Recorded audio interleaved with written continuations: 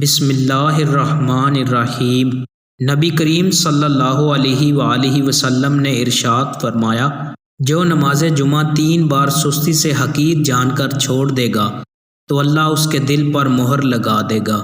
مہر کے لگ جانے سے خیر اور ہدایات کی چیز اس کے دل میں داخل نہیں ہو سکے گی، دل پر غفلت چھا جائے گی۔ نبی کریم صلی اللہ علیہ وآلہ وسلم نے ارشاد فرمایا، اللہ تعالیٰ تمہارے لیے 3 باتیں پسند نہیں کرتا: بلا وجہ کی گپ شپ، فضول خرچی اور لوگوں سے بہت مانگنا۔ دوستوں، مزید اچھی ویڈیوز کے لیے چینل کو سبسکرائب لازمی کریں۔ بہت شکریہ۔